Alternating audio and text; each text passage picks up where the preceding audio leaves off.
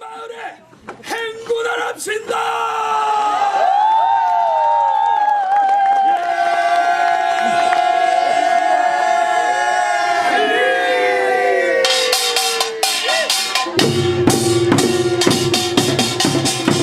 I want to share with you the story about Jeju Island in South Korea, and particularly Gangjong village, which is on the south side of Jeju Island. Jeju Island is just south of the Korean peninsula, and there a Navy base is being built today.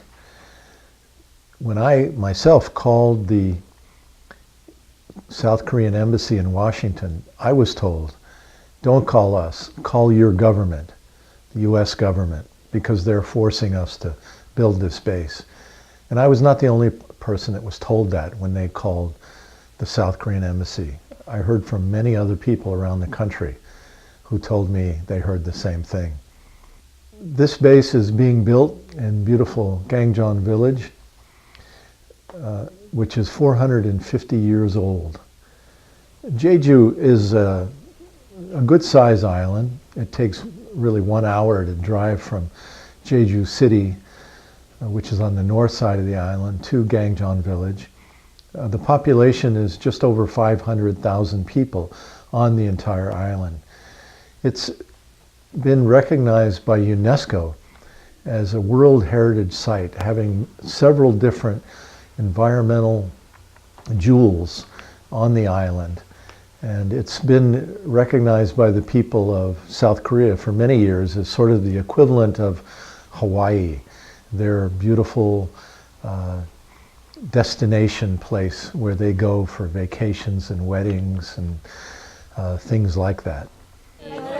Underwater ecology of this the planned naval base area in Gangjong and the Tiger Island is the really rich habitat for the soft coral, and the scuba divers love this. One of their most favored place to dive is this area. Among the people that will be affected deeply by the construction of this Navy base are the famous women sea divers who literally hold their breath. They wear wetsuits, and usually they're older women in their 60s and 70s and even into their 80s. They dive into the water to the bottom of the seabed, and they collect abalone and other shellfish. They made the whole living, and through which their income from the they were able to send their kids to the universities. The pollution from this Navy base is going to be massive. Notice our military puts bases everywhere where it's pristine beauty. And I went to the Marshall Islands, unbelievable beauty in the Pacific, coral atolls, and there they've detonated nuclear weapons. They put an army base. They're dropping depleted uranium warheads in the lagoon, toxifying the environment of these gorgeous places. And now I come here to Jeju Island, beautiful, like one-of-a-kind lava flow coast, and here they're destroying the coast to make a naval base, and I think. How does it make you feel? Oh, it makes me want to cry. I feel terrible. I feel sad. If it weren't for the people here, I would be despairing. But the people here give me hope. Their struggle is inspiring and challenging. We should all be struggling as these people are struggling. Gangjong village itself has about 1,500 people. I've had the great fortune to be able to go there on 3 different occasions, seeing the village and seeing the beautiful rocky coast, what they call Gurumbi, even before the Navy base construction work began. So I saw it in its pristine condition. And it's a marvelous, marvelous, beautiful place. Just offshore are endangered soft coral reefs, again recognized by UNESCO as being environmental treasures. And these soft coral reefs will be destroyed as the seabed is dredged in order to make it possible to bring U.S. warships into this proposed base in the village. The base itself would host U.S. aircraft carriers, nuclear submarines, and U.S. Navy Aegis destroyers, warships, outfitted with so-called missile defense systems. And so what used to be labeled by the South Korean government as an absolute preservation area, the Gangjeon village, the rocky coast, the waters offshore, that entire official environmental designation has been just literally washed away in this quest to build this Navy base to benefit the U.S. military. Now, why in the world would the United States want all of this to happen? Well, it has to be viewed in a recent announcement made by the Obama administration, where President Obama announced a pivot of U.S. foreign and military policy into the Asia-Pacific region. This pivot will essentially be a doubling of U.S. military operations. In fact, soon after making this announcement of this pivot, Obama went to Australia, where he negotiated a deal to send 2,500 U.S. Marines to Darwin, the city of Darwin on the north coast of Australia. And currently, U.S. is promoting and pushing base expansion in Guam, in the Philippines, in Okinawa, and the U.S. is currently negotiating with Singapore, Vietnam, and other countries to allow U.S. to use their facilities in their countries as bases for and ports for U.S. troops and for U.S. warships. All of this is aimed at China as the United States begins this encirclement of China. So why would the United States want to encircle China? Why does the U.S. want to double its military presence in this region? Well, the answer appears to be that the Pentagon is determined that the U.S. is not going to be able to really compete with China economically. But if the U.S. can control China's importation of vital resources, such as oil and natural gas and minerals that literally fuel their economy, then the U.S. would hold the keys to China's economic engine. Well, of course, this is a dangerous and provocative and very expensive strategy, but it appears to be one that the United States has undertaken, in spite of all the negative consequences that will flow as a result of this strategy. And in the case of the people on Jeju Island, it's really hitting home hard. And they will not only host U.S. warships, but they will also become literally a target in this superpower game between the United States and China. The Navy Aegis destroyers that are actually built in my hometown in Bath, Maine, at Bath Iron Works, are being outfitted with these missile defense systems that are key elements in U.S. first strike strategy. Because Jeju Island is only 300 miles from the coast of China, it puts this base in a very strategic location. And today the U.S. Space Command is wargaming a first strike attack on China.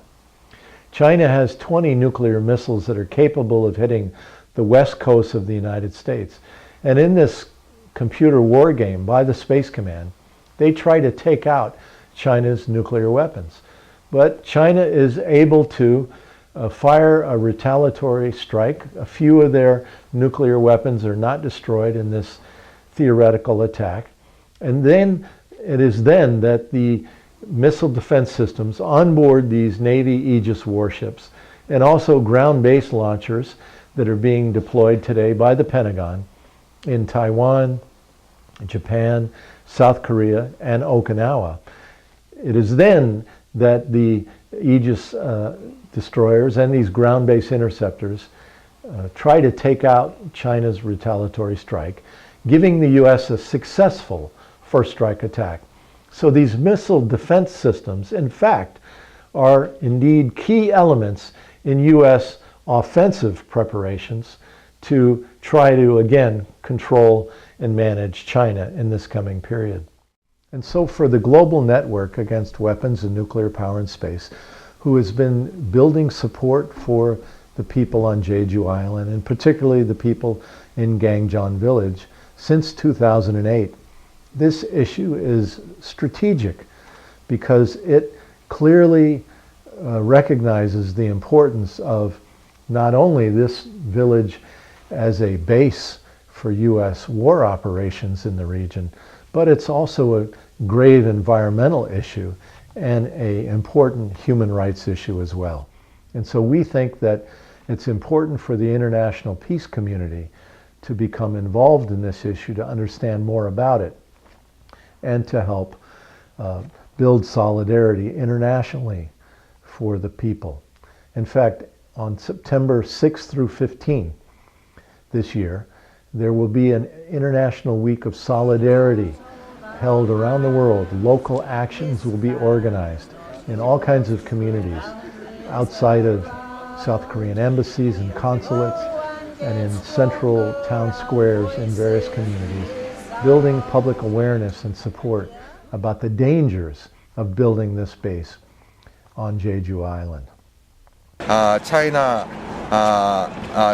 is concerned about the construction of a naval base. So if the naval base were built, the conflict between China and the United States will become worse and worse. South Korea will be sacrificed. Well, the villagers have appreciated this solidarity that we've been building within our network and beyond for these past couple years. And so they invited the global network to hold our annual meeting in their community last February.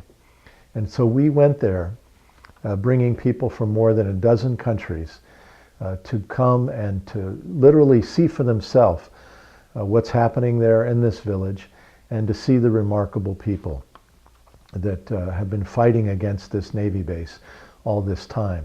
Among those that came to the Global Network Conference in Gangjeon Village were people from places like Sweden, where Agneta Norberg is one of the leading activists in Sweden today. I'm Agneta Norberg from Sweden, an anti-war activist.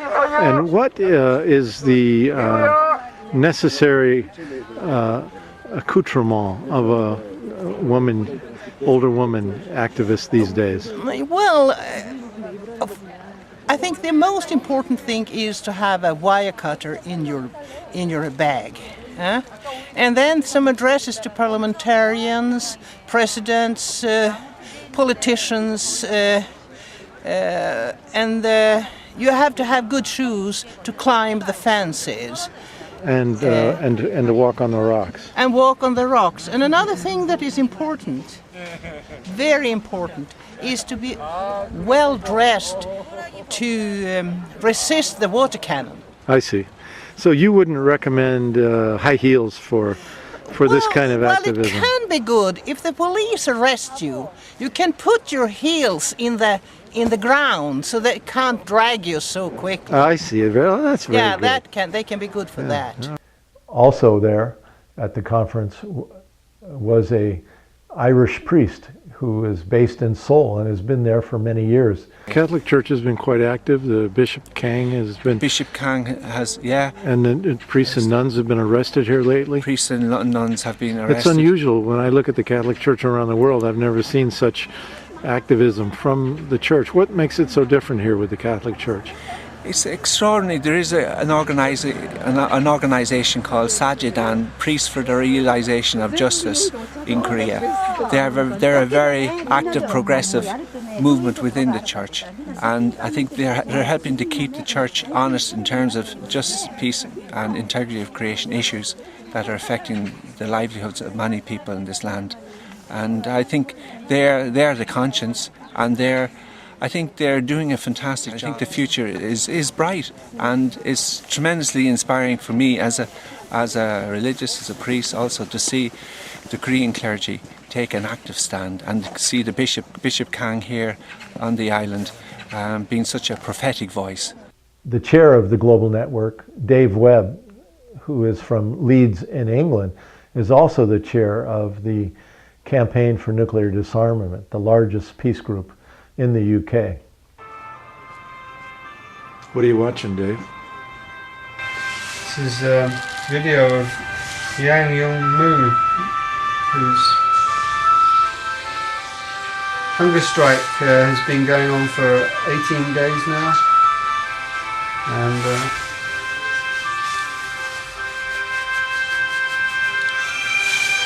he's already had undertaken a hunger strike of 70 days last summer, and so he must be fairly weak already. So this is a really moving set of pictures depicting why he's doing that and what his struggle is about, really. How do you feel about it? I feel well, I just hope he's okay. I hope he comes through this, because they stopped building the base, basically. I think it seems like that's the only way he will actually come out of this alive. Such a brave man, such courage. There are also several South Korean activists who have come from the mainland, some of them who have been there for a year or even 2 years, helping to support the villagers in their fight against the Navy base. And they've formed an international team, and their job is to help reach out around the world today to create more solidarity, more support, more understanding, more consciousness about this issue. Among these are people like Sung-hee Che, who is actually on the Global Network Board of Directors. She comes from the Korean mainland, and she was the one that introduced our organization to this issue on Jeju Island.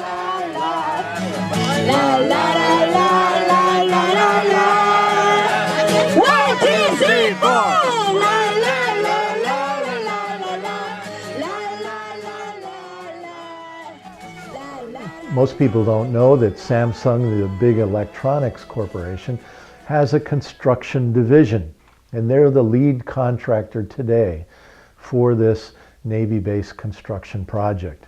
And so they are literally blasting the sacred rocky coast. And so this environmental catastrophe of blowing up these rocks and eventually laying concrete across the top of them to build the wharfs to dock these U.S. military warships is indeed a huge, huge bone of contention with the villagers, as you can imagine. It breaks their heart. They suffer at the thought of their sacred coast being blasted and being covered in cement in order to serve as a base for the U.S. military. So when we went there in February, the first place the villagers took us was to a museum in a nearby town. And this museum is called the April 3rd Museum. Most of us did not really understand the depth of the meaning of this April 3rd Museum to the people of Jeju Island. But when we arrived, we quickly learned that in fact on April 3rd, 1948, a massacre began that lasted over a period of a couple of years that killed more than 30,000 residents on Jeju Island.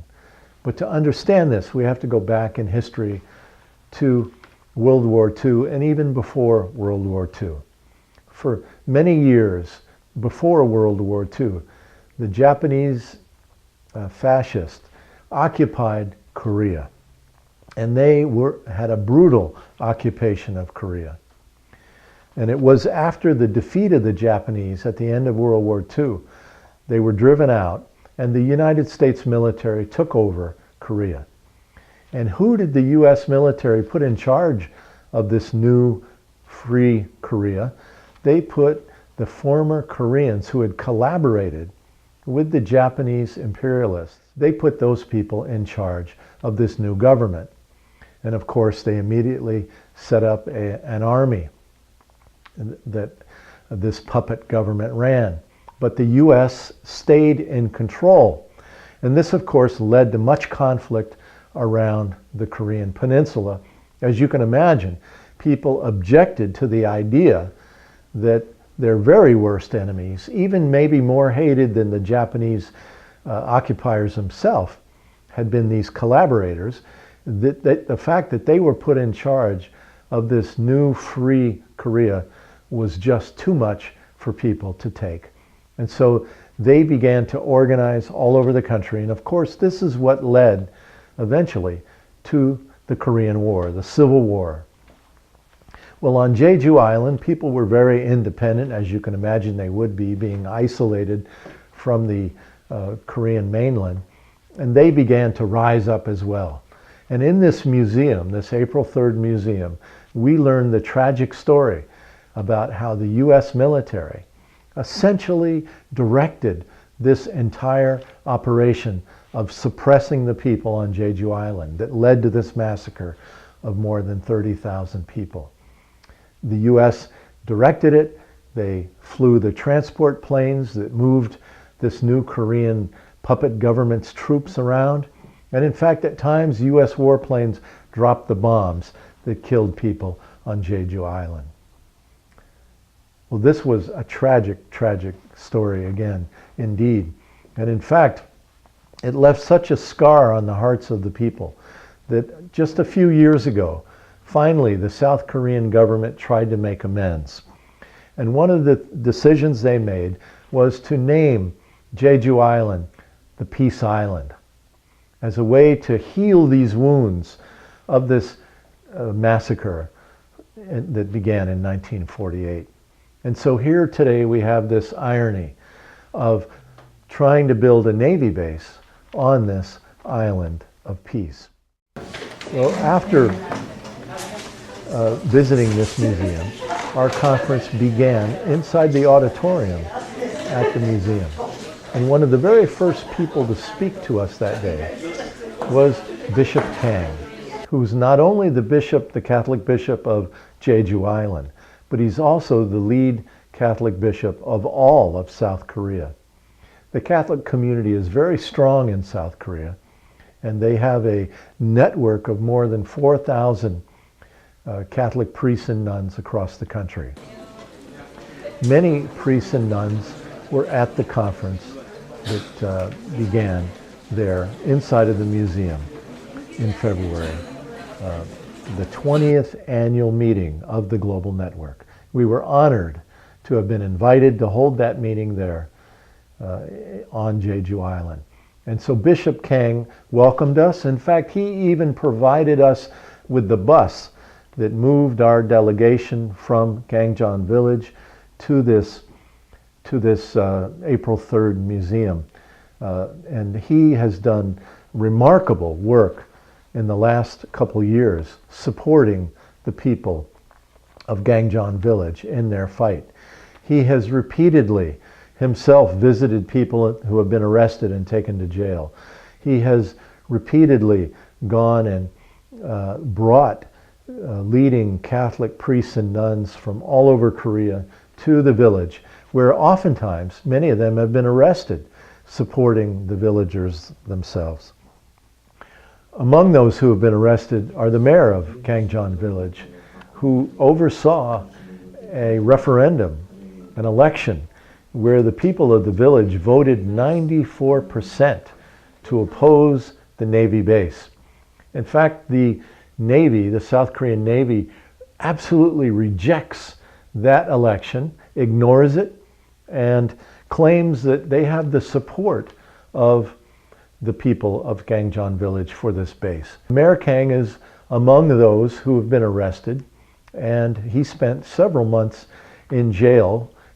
Many others have been arrested as well, including Professor Yang Yoon Mo, who last summer embarked on a hunger strike while in jail for more than 75 days, nearly died. And in fact, the person that talked him out of continuing his hunger strike was the Catholic Bishop Kang, who went to him imploring him to live and to continue to fight against the Navy base. Just in recent months, Professor Yang Yoon Mo was again arrested for again trying to obstruct construction vehicles from entering the base destruction site. And again, he resumed his hunger strike, this time going about 50-some days. While Professor Yang was in jail last summer, the former governor of Jeju Island joined the hunger strike for 2 weeks and actually slept on the rocky coast, Gurumbi, in a small little vinyl house that had been erected that Professor Yang had been living in for the past year or so. And so during his time, during his hunger strike of 2 weeks, the former governor brought a lot of visibility and a lot of media coverage to this fight, showing that leading politicians on the island oppose this Navy base. In fact, the assembly, what we would call the State Assembly of Jeju Island, voted calling on the national government and the Navy to stop construction of this Navy base. But again, they were ignored by the Navy and by the right-wing President Lee, who's essentially a puppet of the U.S. government. While we were there, we had the great opportunity to participate in the nightly candlelight vigils that the villagers organize and have been organizing for the past 5 years during this fight against the Navy base. We were invited to share our voices from around the world and also to sing songs. And we learned that the way that the people have kept their spirit up is by nightly singing and dancing at the end of this candlelight vigil. While we were there, we had meetings with village leaders who told us about the terrible sense of despair and depression that many people in the village feel. So in the night I cannot sleep, and when I work in the farmland, I cannot leave the naval-based issue. So I always think about naval-based issue, and I feel the deep depression. As they face this huge corporate juggernaut of Samsung construction and the Navy base and the massive number of police that are being brought to the village from all over the country, usually 500 or more at a time, are rotated in, brought from off the island, people, young people mostly, who are drafted into the national police and don't know much about the issue. They're brought there to literally suppress the people. And so the idea of this candlelight vigil every night, giving people a sense of hope and a sense of joy, and giving them the strength to tomorrow go out and for 12 or 14 hours a day and face again this police repression that they have faced, is a remarkable experience. And we felt absolutely privileged to be allowed to participate in this really soulful experience that these people go through every evening. In many respects, it reminded me of a Native American dance around the fire as the people would prepare to go into battle or to go on a buffalo hunt.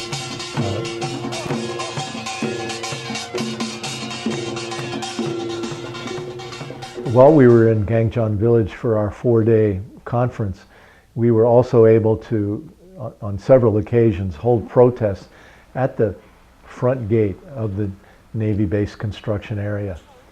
We went there, held a news conference on one occasion, again hearing the voices from various activists from around the world. And on other occasions we went to other gates and tried to request a meeting with the Navy. We asked for the global network representatives to be allowed to enter the Navy-based construction area so that we ourselves could see and assess what damage has been done to the sacred Gurumbi rocky coastline. But of course we were denied, as you can imagine we would be. Once we were denied, we began banging on the fence, literally banging on the fence with our fists on the gate of the construction area, making quite a racket.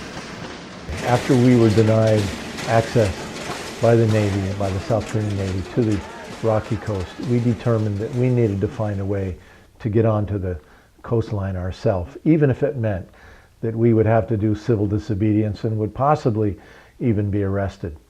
And so we looked along the fence line, which is quite a massive area now, surrounding the entire rocky coastline. We looked for a way to enter underneath the fence, and we even at one point tried digging a hole to get under the fence, but we found that that was too difficult, and in fact razor wire had been placed up against the fence on the other side, and we didn't realize this until we had dug underneath it. So then we decided that the only way really to get there was to get into the kayaks and to be taken out by the villagers by kayak onto the rocky coast. So the villagers began a process of shuttling us one at a time out to the rocky Gurumbi coastline. This took some time to get us all out there. And once we arrived, Father Moon, probably one of the most revered and well-known Catholic priests in all of South Korea, Father Moon led a mass on the coastline for us.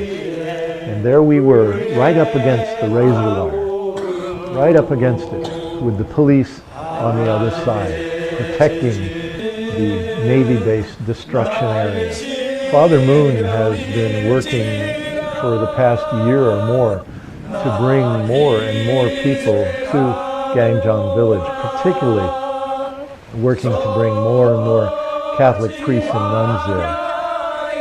As I said, Father Moon has repeatedly been arrested and has been jailed on several occasions for his activities, usually just sitting down in the road trying to block construction vehicles.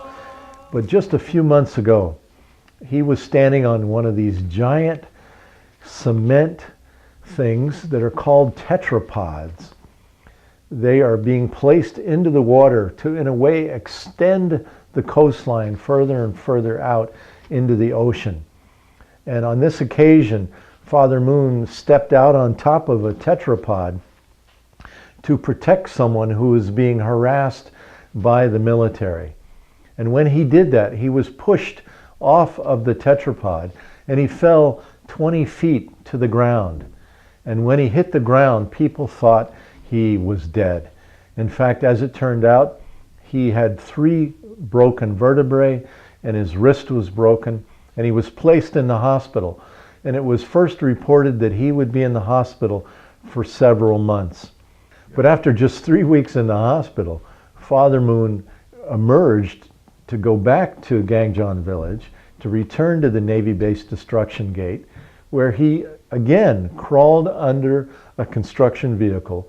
And in the photographs, you could actually see the white cast on his wrist as he was lying underneath one of these construction vehicles. Clearly, his 3 broken vertebrae had not healed by this time, and he must have been in great pain, but he was so committed to this fight that he was going to be out there no matter what. So following that Catholic Mass that was held there on Gurumbi Rock, we began to sing songs, and a very joyous occasion it was. And then after that, people began to crawl underneath the razor wire, entering the base construction area. This was not an easy thing to do because the razor wire had to be lifted And what was really remarkable was we found that the police on the other side were actually assisting us in helping to lift the wire, something that they would normally not do. I can promise you that I've been watching videos from the Gangjeon village protest movement for several years now, and normally the police would be putting their feet on people's heads and pushing them back, pushing them away from trying to get under the razor wire. But on this occasion, because of the presence of all these international people there, the police were actually helping to lift the razor wire because they didn't want anyone to be injured. They didn't want there to be any stories in the media of people injured trying to get under the razor wire. In fact, we found over and over again that the police, while we were there in Gangjeon village, were very, very easy with us. They were very cautious about not communicating harshly with us, not being too pushy with us, not getting in our way, not trying to obstruct us from marching down the street. This was a very different story, a very different picture than is usually portrayed when so many international people are not around. And this is one reason why we've worked so hard to put out this call for more international people to come to Jeju Island to help protect the villagers as they resist this Navy base construction project. So altogether, 16 of us that day were arrested and taken to jail. You have the right to remain in your silence. You have the right to your lawyer. Okay. Thank you. Thank you for your cooperation and thank you for your listening. Eventually they split the group in half, and some of us were driven an hour north to Jeju City. And I was in the group that was put into a police van with a large squad of about a dozen members of the Korean police that had arrested us. And so during this van ride, the squad leader surprisingly told us that he was currently reading a book about Dietrich Bonhoeffer, a German who had fought against Nazi fascism. And then he went on to tell us that his entire squad really agreed with us, but that they were just doing their job. They were brought over from the mainland. And we realized that in fact that the message of the people in opposition to this base was in fact reaching the hearts of many of the policemen. And so again, I think the need for this nonviolent protest to continue, because it is indeed reaching many, many people as they bring police there and rotate them in and out by the thousands during this period of time. Once we arrived at the Jeju City jail, we were processed. It took several hours, but eventually we were released late that evening and taken back to the village.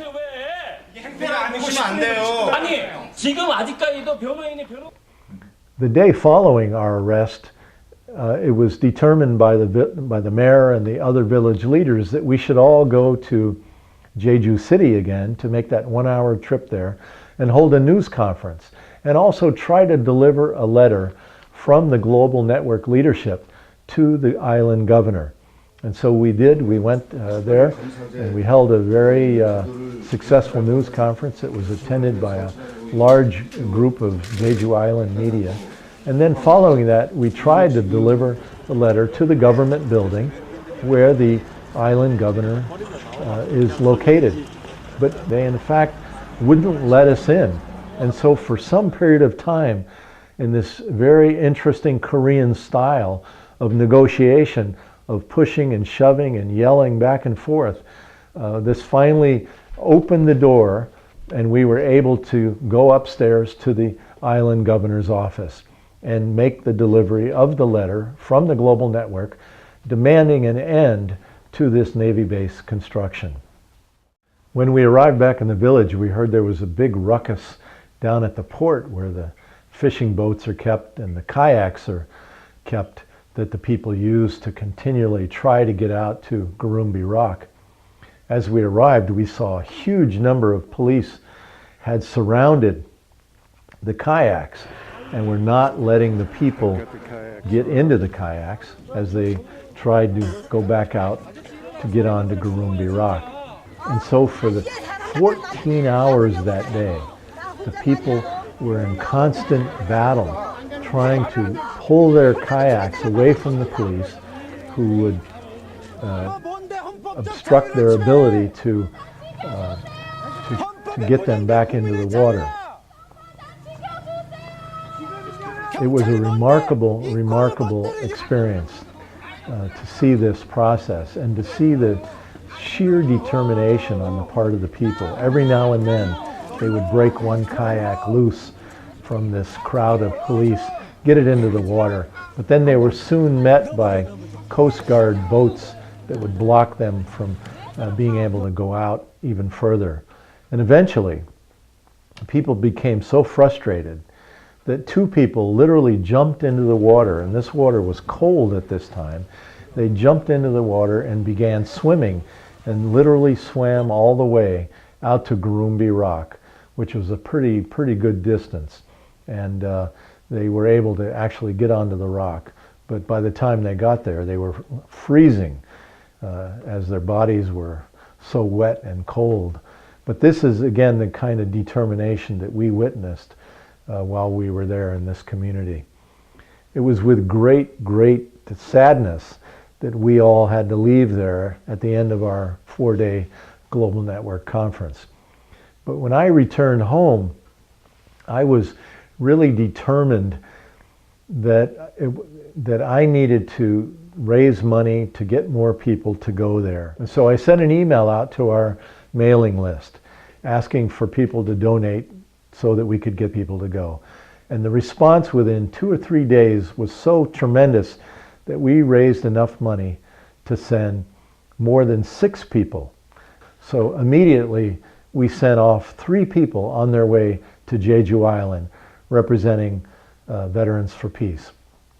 And what happened when they got there was all 3 were told, "You're not welcome in Korea," and were forced onto planes to return back to the United States.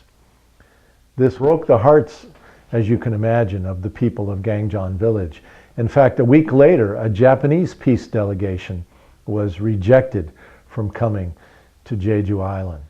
Clearly, the government of South Korea was seeing that the growing internationalization of this protest movement was becoming a problem for them, and they wanted to do everything they could to put a stop to it. But we soon found another member of Veterans for Peace, a man from Bellingham, Washington, who was willing to go, and we found another way for him to get into the country, and he was able to go to Gangjeon Village for 3 weeks.